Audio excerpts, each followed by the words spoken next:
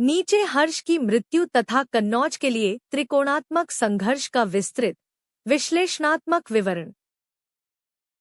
हर्ष की मृत्यु। हर्षवर्धन की मृत्यु लगभग 647 में हुई और उसकी मृत्यु उत्तर भारत के राजनीतिक इतिहास में एक निर्णायक मोड़ सिद्ध हुई।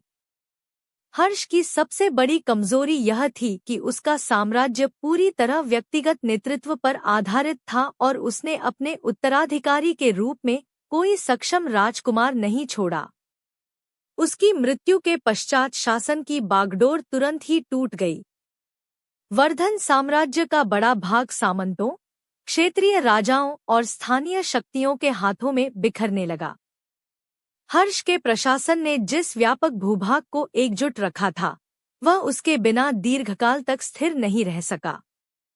परिणामस्वरूप उत्तर भारत में पुनः वही विघटन, संघर्ष और शक्ति प्रतिस्पर्धा का वातावरण उत्पन्न हुआ जो गुप्तोत्तर युग की विशेषता रहा था। चीनी आक्रमण। हर्ष की मृत्यु के तुरंत बाद उत्तर भारत की राजनीतिक स्थिति इतनी अस्थिर हो गई कि बाहरी शक्तियों को हस्तक्षेप का अवसर मिल गया। चीन के तांग सम्राट ने हर्ष के शासनकाल में स्थापित मैत्री संबंधों के आधार पर भारत में अपना प्रभाव बढ़ाने का प्रयास किया।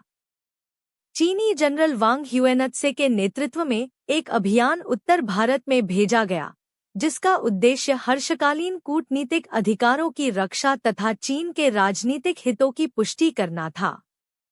यह अभियान भारतीय सामंतों द्वारा अवरोधित किया गया, जिससे चीन को भारत में अपनी सैन्य शक्ति का प्रयोग करना पड़ा। इस घटना से यह स्पष्ट होता है कि हर्ष की मृत्यु के बाद भारतीय राज्यों में आपसी संघर्ष इतना बढ़ गया था कि बाहरी हस्तक्षेप भी संभव हो गया। चीनी अभियान अंततः सफल हुआ, परंतु इसका प्रभाव इतना स्थायी नहीं था कि वह उत्तर भारत की सत्ता राजनीति को नियंत्रित कर सके। फिर भी यह घटना इस युग की राजनीतिक दुर्बलता का संकेत देती है। कन्नौज का शासक यशोवर्मन। हर्ष की मृत्यु के बाद कन्नौज पर सबसे पहले जिसने प्रभावी नियंत्रण स्थापित किया, वह यशोवर्मन था। वह मध्य भारत की भूमि से उभरता हुआ एक महत्वाकांक्षी शासक था, जिसने कन्नौज को अपनी नई राजधानी के रूप में विकसित किया। यशोवर्मन एक शक्तिशाली, उदार और सक्षम शासक माना जाता है, जिसने कन्नौज की प्रतिष्ठा को पुनः स्थापित करने का प्रयास किया। साहित्यकार वात्स्यायन और बाणोत्तर काव्यों में उसका गुणगान मिलता है। उसने कन्नौज को राजनीतिक और सांस्कृतिक केंद्र के रूप में स्थापित किया और अपने समय के कई सामंतों तथा पड़ोसी राज्यों को अपने अधीन किया। किंतु यशोवर्मन की शक्ति उतनी संगठित नहीं थी कि वह हर्ष जैसी व्यापक उत्तर भारतीय प्रभुता कायम रख सके। फिर भी उसका शासन कन्नौज के पुनरुत्थान का प्रथम चरण था। कन्नौज के लिए त्रिकोणात्मक संघर्ष। हर्ष की मृत्यु के बाद कन्नौज उत्तर भारत की सबसे प्रतिष्ठित और रणनीतिक राजधानी मानी जाती थी। इसी कारण 3 प्रमुख राज्यों के बीच इसका नियंत्रण पाने के लिए एक व्यापक संघर्ष शुरू हुआ, जिसे इतिहास में कन्नौज का त्रिकोणात्मक संघर्ष कहा जाता है। यह संघर्ष 3 शक्तियों के बीच था: गुर्जर, प्रतिहार, पाल, राष्ट्रकूट। गुर्जर प्रतिहार शासक नागभट्ट द्वितीय कन्नौज पर अधिकार को उत्तर भारत में अपनी सर्वोच्चता का आधार मानता था। वह पश्चिमी भारत की सबसे संगठित शक्ति था और उसने कन्नौज की रक्षा तथा विस्तार में निर्णायक भूमिका निभाई। पाल साम्राज्य के शासक धर्मपाल ने कन्नौज को पूर्वी भारत की राजनीतिक प्रधानता का प्रतीक माना और कन्नौज के शासकों को अधीन बनाकर इसे अपने साम्राज्य की प्रतिष्ठा से जोड़ना चाहा। उसने यशोवर्मन के उत्तराधिकारियों को संरक्षण देकर कन्नौज पर अपना प्रभाव स्थापित किया, परंतु यह प्रभाव स्थायी नहीं हो सका। राष्ट्रकूटों के शक्तिशाली सम्राट ध्रुव और बाद में गोविंद तृतीय दक्कन से उत्तर भारत तक अपने अभियान में कन्नौज की सत्ता को चुनौती देते हुए आगे बढ़े। राष्ट्रकूट सेना की शक्ति और सामरिक क्षमता ने उत्तर भारत की राजनीतिक स्थिति को पूरी तरह बदल दिया, क्योंकि वह दक्कन से उठकर उत्तर तक प्रभुत्व करने वाली एक अनोखी शक्ति थी। यह त्रिकोणात्मक संघर्ष कई दशकों तक चलता रहा। किसी भी शक्ति को कन्नौज पर स्थायी अधिकार नहीं मिल पाया, परंतु अंततः गुर्जर प्रतिहार इस संघर्ष में सबसे प्रभावी बने और कन्नौज उनके साम्राज्य का केंद्र बना। यह संघर्ष उत्तर भारतीय राजनीति को मध्यकालीन स्वरूप देने में अत्यंत निर्णायक सिद्ध हुआ। निष्कर्ष, हर्ष की मृत्यु उत्तर भारत के लिए एक ऐसा ऐतिहासिक क्षण था जिसके बाद राजनीतिक संतुलन टूट गया। चीन का हस्तक्षेप, कन्नौज के नए शासक यशोवर्मन का उदय और उसके पश्चात तीन शक्तियों गुर्जर प्रतिहार, पाल और राष्ट्रकूट के बीच कन्नौज के लिए त्रिकोणात्मक संघर्ष ने यह स्पष्ट कर दिया कि हर्षकालीन एकता अब समाप्त हो चुकी है। कन्नौज के लिए यह संघर्ष मध्यकालीन भारतीय राजनीति का आधार बना और इससे उत्तर भारत कई नई क्षेत्रीय शक्तियों के बीच विभाजित हो गया। यह संपूर्ण प्रक्रिया उत्तर भारत को नए राजनीतिक स्वरूप में ढालने वाला संक्रमणकाल सिद्ध हुई। यहाँ प्रतिहार, पाल, राष्ट्रकूट शक्तियों का तुलनात्मक विश्लेषण उसी शैली में दिया गया है।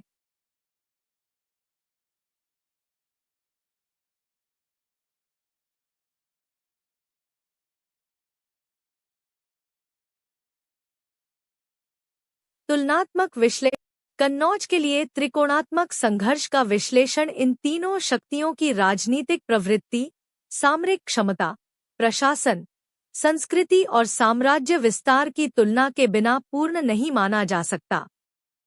प्रतिहार, पाल और राष्ट्रकूट तीनों ही उस युग की महान शक्तियां थीं, परंतु उनकी प्रकृति, उद्देश्य और नीति दृष्टि एक दूसरे से भिन्न थी। यही भिन्नताएं उन्हें कन्नौज जैसे प्रतिष्ठित नगर के लिए संघर्ष की ओर ले गईं और मध्यकालीन भारत की राजनीतिक संरचना को निर्णायक रूप से परिवर्तित किया। प्रतिहार शक्ति का मूल उद्देश्य उत्तर भारत में राजनीतिक प्रभुता स्थापित करना था। गुर्जर प्रतिहार शासक हर्ष के बाद उत्पन्न शक्ति शून्य को भरने और कन्नौज को अपनी राजधानी बनाकर उत्तर भारतीय राजनीति के केंद्र पर अधिकार जमाना चाहते थे। प्रतिहारों की शक्ति का केंद्र राजस्थान और पश्चिमी उत्तर भारत था, जहां से वे कन्नौज, दोआब और गंगा यमुना क्षेत्र पर अपना नियंत्रण बनाए रखते थे। उनकी सैन्य शक्ति विशेषता अरबी आक्रमणों को रोकने की क्षमता में दिखाई देती है। प्रतिहारों ने पश्चिमोत्तर भारत को अरबों के आक्रमण से बचाया और मध्यकालीन हिंदू राजनीति की रक्षारेखा को स्थिर किया। कन्नौज पर अधिकार उनका राजनीतिक गौरव था और यह नगर उनके साम्राज्य की पहचान बन गया। पाल शासक प्रतिहारों से भिन्न राजनीतिक पृष्ठभूमि रखते थे। पाल साम्राज्य की उत्पत्ति पूर्वी भारत में हुई और उसने बंगाल, बिहार तथा असम के बड़े हिस्से पर नियंत्रण स्थापित किया। पालों का उद्देश्य कन्नौज पर अधिकार जमाकर उत्तर भारत में पूर्वी प्रभुता का विस्तार करना था। पाल सत्ता की सबसे बड़ी विशेषता उनकी बौद्ध संरक्षक नीति, शिक्षा और संस्कृति के प्रति उनकी प्रतिबद्धता और नालंदा, विक्रमशिला जैसे महाविहारों का संरक्षण था। धर्मपाल और देवपाल जैसे शासकों ने कन्नौज में सत्ता स्थापित करने का प्रयास किया, किंतु पश्चिम से प्रतिहारों और दक्षिण से राष्ट्रकूटों के दबाव के कारण उनका प्रभाव स्थायी नहीं रह सका। पालों की राजनीति शिक्षा, संस्कृति और प्रशासन पर आधारित थी, जबकि उनकी सैन्य क्षमता प्रतिहारों की तुलना में कम व्यापक दिखाई देती है। राष्ट्रकूट शक्ति का चरित्र इन दोनों से पूर्णतः भिन्न था। राष्ट्रकूटों ने दक्कन से उभरकर उत्तर भारत तक अपने साम्राज्य का विस्तार किया, जो उन्हें भारतीय इतिहास की सबसे अनोखी शक्ति बनाता है। राष्ट्रकूट शक्तिशाली, महत्वाकांक्षी और सैन्य दृष्टि से अत्यंत उन्नत थे। ध्रुव और गोविंद तृतीय जैसे महान राष्ट्रकूट सम्राट उत्तर की ओर बड़े अभियानों पर निकले और कन्नौज पर अपनी सत्ता स्थापित करने का प्रयास किया। राष्ट्रकूट शक्तियों की विशेषता यह थी कि वे उत्तर भारत की राजनीति को दूर से चुनौती दे रहे थे, जिससे प्रतिहार और पाल दोनों पर दबाव बढ़ता था। राष्ट्रकूट शक्ति दक्षिण भारत की कला, साहित्य, दान परंपरा और मंदिर संस्कृति के संरक्षण में भी अग्रणी थी और उनकी राजनीति व्यापक साम्राज्य दृष्टि पर आधारित थी। तुलनात्मक दृष्टि से देखें तो प्रतिहारों की सर्वाधिक शक्ति उत्तर भारत की राजनीतिक स्थिरता में थी। वे सीधे कन्नौज और उसके आसपास के भूभाग से जुड़े थे, जिससे उनकी सैन्य और प्रशासनिक पकड़ अधिक मजबूत थी। पालों की प्रमुखता धर्म और संस्कृति में थी, जिसने उन्हें पूर्वी भारत का सांस्कृतिक नेता बनाया। राष्ट्रकूटों की शक्ति उनके दक्कनी साम्राज्य विस्तार, सैन्य क्षमता और उत्तर भारत में दीर्घ दूरी के अभियानों में झलकती है। इन तीनों शक्तियों के सम्मिलित संघर्ष ने कन्नौज को भारत के मध्यकालीन इतिहास का केंद्र बना दिया। निष्कर्षतः प्रतिहार, पाल और राष्ट्रकूट तीनों की शक्ति प्रकृति भिन्न थी। प्रतिहार राजनीतिक प्रभुता के प्रतीक थे, पाल सांस्कृतिक धार्मिक नेतृत्व के वाहक थे और राष्ट्रकूट व्यापक साम्राज्यवादी शक्ति के प्रतिनिधि। कन्नौज के लिए त्रिकोणात्मक संघर्ष इन तीनों शक्तियों की महत्वाकांक्षा, क्षेत्रीय प्राथमिकताओं और सैन्य कूटनीतिक दृष्टि के परस्पर टकराव का परिणाम था। इसी संघर्ष की जटिलता ने उत्तर भारत में नए राजनीतिक प्रारूप को जन्म दिया और मध्यकालीन इतिहास को विशिष्ट स्वरूप प्रदान किया। नीचे कश्मीर का राजनीतिक इतिहास, करकोट वंश, उत्पल वंश और लोहार वंश।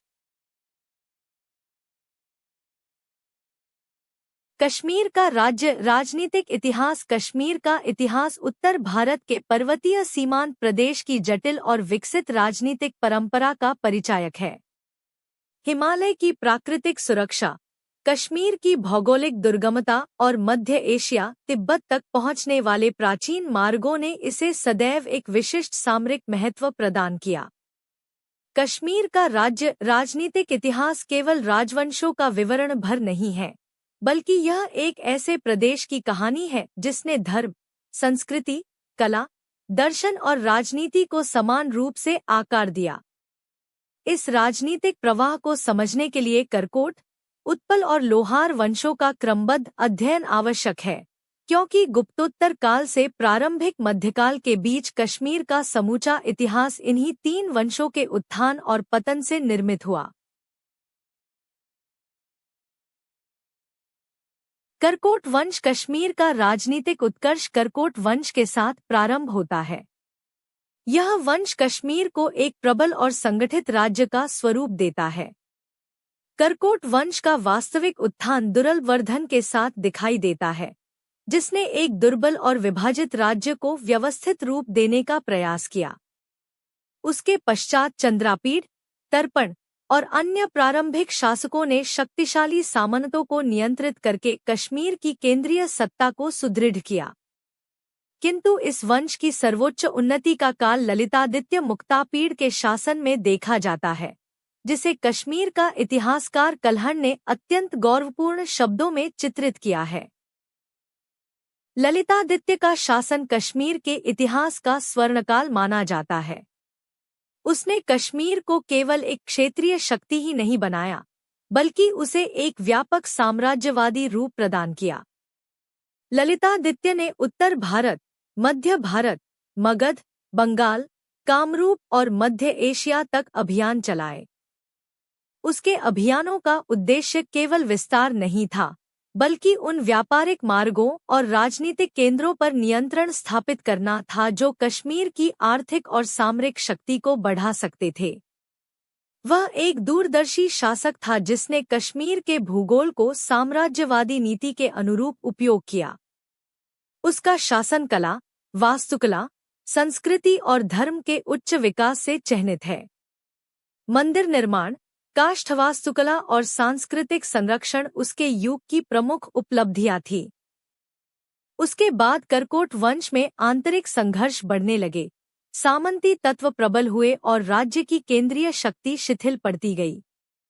वंश के अंतिम दौर में कश्मीर की राजनीति अस्थिर होने लगी और अंततः यह राजवंश पतन की ओर बढ़ गया।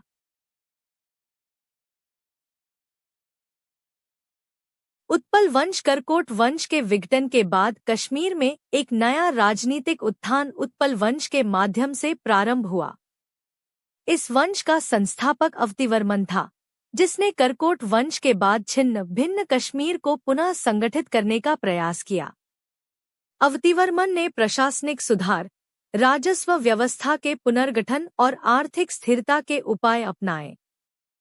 वह कश्मीर की समृद्धि और शांति को पुनः स्थापित करने का प्रयास करता है और उसका शासन एक पुनरुद्धार का काल माना जाता है। उत्पल वंश की राजनीतिक नीति में वित्तीय सुधार विशेष रूप से उल्लेखनीय थे।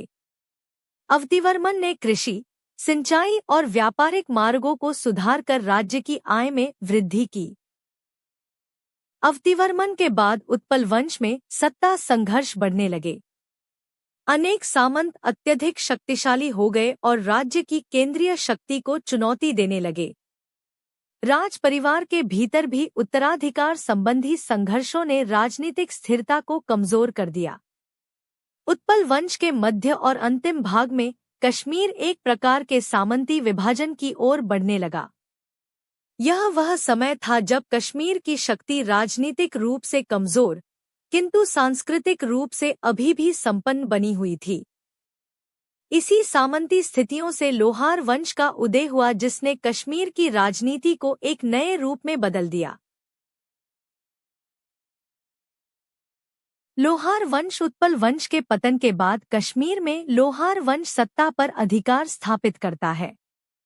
इस वंश का नाम लोहारक, लोहार प्रदेश से लिया गया, जहां से राज परिवार का उद्गम माना जाता है।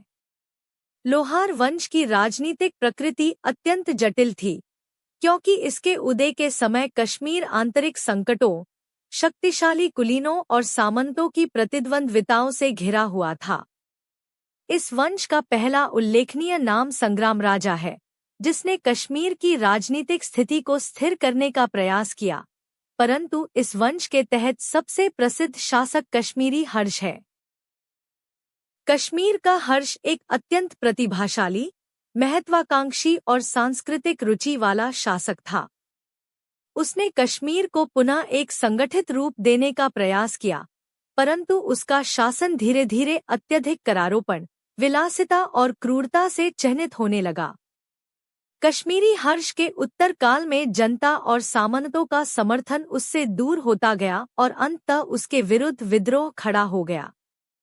यह विद्रोह लोहार वंश की कमजोरी और कश्मीर की राजनीतिक अस्थिरता का प्रतीक बन गया।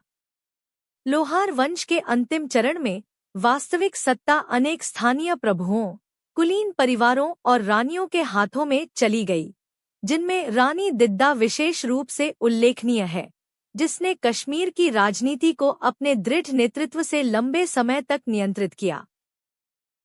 लोहार वंश के अंत तक कश्मीर की राजनीतिक शक्ति अत्यधिक विभाजित हो चुकी थी और यही स्थिति आगे चलकर कश्मीर को विदेशी हस्तक्षेपों तथा मध्यकालीन उतार चढ़ावों के लिए असुरक्षित बना देती है।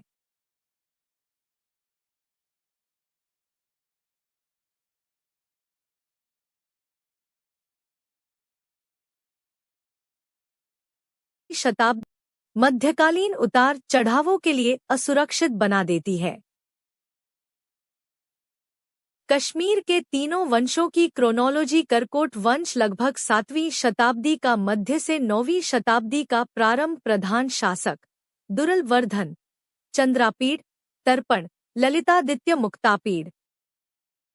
उत्पल वंश लगभग 9वीं शताब्दी का मध्य से 10वीं शताब्दी का प्रारंभ प्रधान शासक अवतिवर्मन, शंकरवर्मन। लोहार वंश लगभग 10वीं शताब्दी से 11वीं शताब्दी प्रधान शासक संग्राम राजा, कश्मीरी हर्ष, दिद्दा का अप्रत्यक्ष नियंत्रण। Please like, subscribe and comment.